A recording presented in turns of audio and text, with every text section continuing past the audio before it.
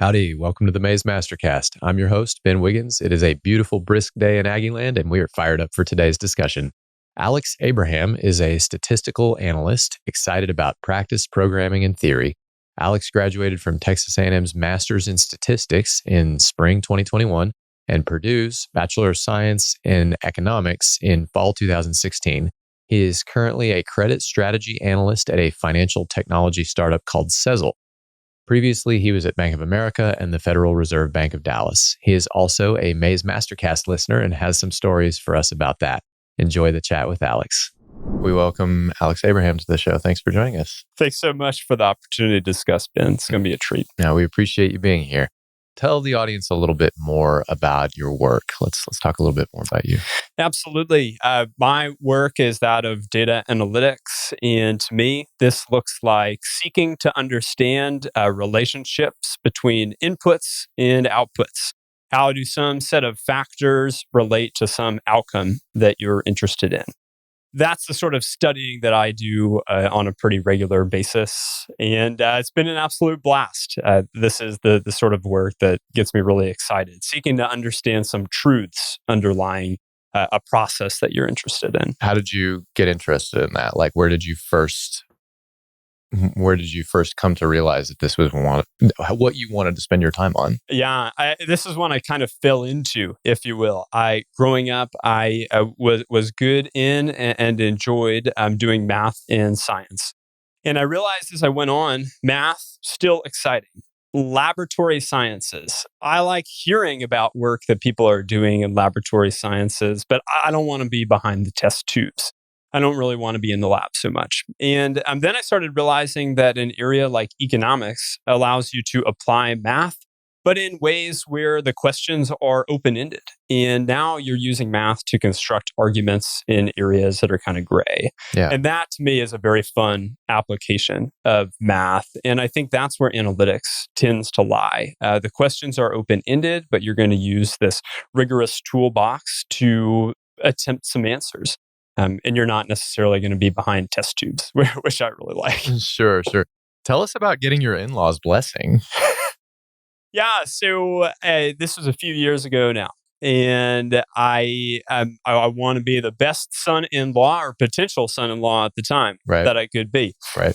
And I asked for their blessing in marriage. So I say as part of this, and I would also like to address any questions or concerns that the two of you may have. And then I receive a question or concern. I thought, oh gosh, here's the question. My now mother-in-law says, how do you know you're ready for this? And I kind of freeze up. My heart's all ready. Well, Jane, the data would indicate that... But Ben, here's the kicker. Sometimes the historical data in dating are not necessarily representative of the future in marriage. So I thought I can't even appeal to historical data the way I want to. And I think about it. I'm kind of pausing, freezing up, and I say, well, I think I'm willing to make the choice each day. And that's kind of the best promise that I can make to you, that I'm ready to make this commitment and choice each day. Right. And I thought it was a good answer. I hope it was a good answer. And well, we did end up getting married. So here we are. It's some sort of indication. But I have a great relationship with my in-laws now. I'm glad that they asked a critical question. Good test at the time. Right. So talk a little bit about how you've been impacted and how that journey has been impacted by your experience with Texas A&M through your master's in statistics. You had some extracurriculars, TAMU Datathon. Let's talk a little bit more about all that. Yeah, absolutely. So I came for A&M's Master's in Statistics because I knew I needed to deepen my technical expertise in this statistics area. At the time, I was at the Federal Reserve Bank of Dallas, and it was an environment which quickly showed me I don't have the depth of expertise that I want to have. So I came here with that in mind. And as I was here, that was when I discovered some of those extracurriculars, like the TAMU Datathon. This is a sort of hackathon, if you will, where the participants are doing data analytics over the course of a weekend through some competitions and through some workshops. And I'll tell you, especially with the workshops with TMU Datathon, these have helped me realize how much there still is to learn. I feel that I've covered a fair amount of material in the grad program, Mhm. but seeing the workshops from industry practitioners and the sort of computing work that they are doing, I'm really woken up to the fact that I've only scratched the surface on this data analytics side. So that's been my learning through TMU Datathon, just showing me that there's a lot more to learn. And also with the TMU Graduate Consulting Club, there's another one where it's just an opportunity to see how much more there is and what it looks like to apply these in practice. Mhm. Then working full time during the program, I know a little bit about that.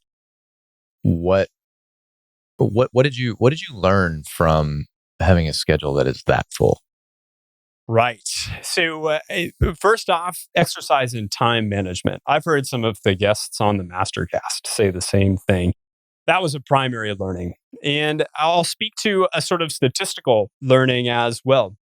One of the stats professors here, Dr. Longnecker, had this comment that statistics is a lot of common sense and also a lot of math, but mainly a lot of common sense. And I really saw that play out in the master's program in the sense that we covered the math there, but then doing work alongside, that's where I saw how important it was to get these first principles correct, this common sense side correct. Because in a project application, it's all about getting the first principles right and leading an audience through your Mhm. first principles to some sort of actionable conclusion. And that's maybe not always the emphasis in school. We need exams to quickly gauge understanding. We don't have the duration for these sort of projects. Hmm. Then did you feel like you were kind of being pulled in two different directions during that time where you're having to prepare your work one way and you're having to prepare your schoolwork another way, and did you ever feel like those things were working against each other?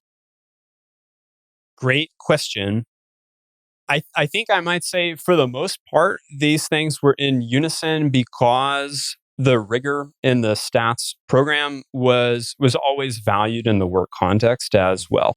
If in the work context, I was in a time where it was just a push to get things done, I think that would have been a tough conflict to overcome. Mhm. But seeing how the rigor was valued in both sides, I would say I was fortunate to see a great degree of overlap. You briefly mentioned listening to the Mastercast. Thank you for listening. Thank you for watching. You have talked a little bit in the past about your encounter with another Mastercast guest, Henry Talamantes. Can you tell us a little bit more about that? Absolutely. And by the way, thank you to you and your team for the work that you do with the Mastercast. It's been a great listen for me on a regular basis.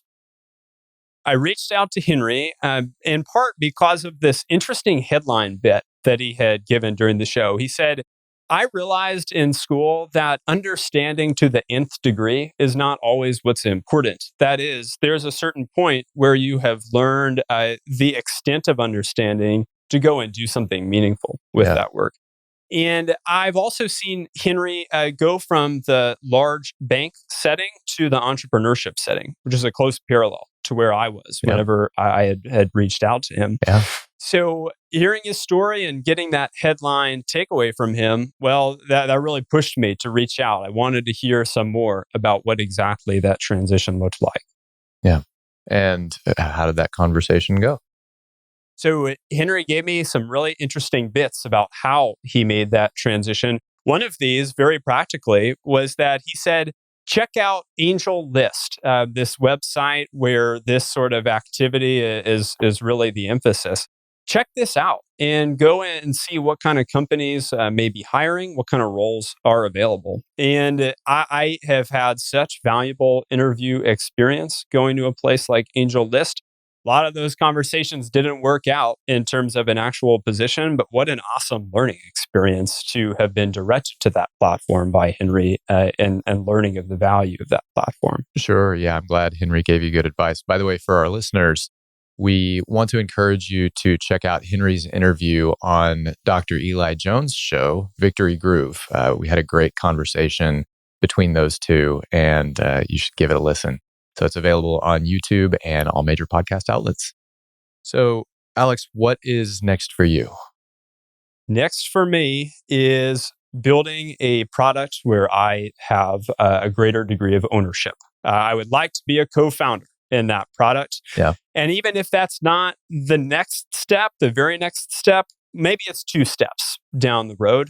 Right now, being in a startup, I think I have an extent of ownership that is exciting. And I only want more because I want that chance to serve a customer in a way that seems excellent. That's the vision. And what more do you know so far? Do you know what you don't want to be doing in that, in that area? Like what have you learned so far about that journey toward ownership, foundership, that sort of thing? Yeah, that is the golden question for me, Ben, because at the moment I know what kind of toolbox, what kind of mathematical toolbox I'm interested in applying. Okay. But the direct subject matter application, that much I'm not so sure of just yet. I don't have a lot of industry experience. So I think that's the side that I need to get a better understanding of before really knowing this is the entrepreneurial direction to head in. I greatly admire your comfort with the not knowing of it. I myself do much less well with that. I have,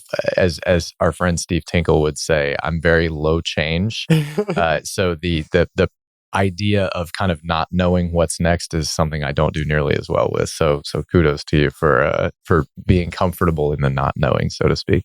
What else should our listeners know about your experience with A&M and your time with A&M and your relationship with the university? Yeah, I think I would emphasize how meaningfully this university has deepened my understanding of the statistical craft. Again, I came here with that in mind as the first point. And along that journey, there have been a number of these interesting intersections or extracurriculars to show me how that toolbox can be applied in real applications. So I picked the MasterCast as one example. I don't have a formal business background, and listening to the show has helped me pick up some ins and outs of how business leaders think about these sort of questions and the area generally. So just having A&M as the provider of an immense amount of knowledge and understanding, that's been extremely enriching for me. I couldn't have paid you for a better answer than that. Thank you, Alex, so much for your time. Thank you for a wonderful discussion. Thank you, Ben. This was a treat. We appreciate it. Thanks for listening to that discussion. For our top 3 takeaways, the first thing was actually what Alex said to his future in-laws. I'm ready and willing to make that choice every day. To me, that's really what something like a marriage is about, is putting yourself in a position to make positive choices every day. Putting yourself in a position where your habits are helping you grow closer to that person you've chosen to spend your life with, where everything can be a move toward rather than a move away. Our second takeaway was Alex's conversation with Henry Talamantes. We are so grateful that our discussions here at the Mays MasterCast are allowing people to connect. Thank you, Henry, for taking the time to speak with Alex and to recommend Angel List. And thank you, Alex, for using the opportunity in a constructive way. That's what this show is for, and it warms my heart to hear these stories. If you have a story of how the MasterCast has impacted you or something that you'd like to share with us, you're always welcome to send it to us at maysmastercast@gmail.com. And finally, Alex's comfort with the not knowing of his current situation got me started thinking about personality differences. I don't like change. I like security. I've got the rest of my life lined out right now, but I understand that it can't always be that way. And I admire people who are comfortable with that. An old joke I heard once was, want to make God laugh? Tell him your plans. I appreciate and admire Alex's perspective on this, and I'm trying to be a little bit more like him. And now let's close with a quote. My past explained me, but it did not excuse me. Chris Field. I don't know if that's a Chris original, but he was the first person I heard say it. Wise words. Thanks for listening. Thank you for watching. We appreciate your support. Drop us a like below and feel free to leave a comment if you wish. We appreciate positivity and constructive feedback. Don't forget to subscribe to stay up to date on our latest episodes and bonus content. You can also take us on the road using your favorite podcast listening app. We have those linked below. If you'd like to know more about Mays Business School or our guests, visit mays.tamu.edu/podcasts. Talk with you soon.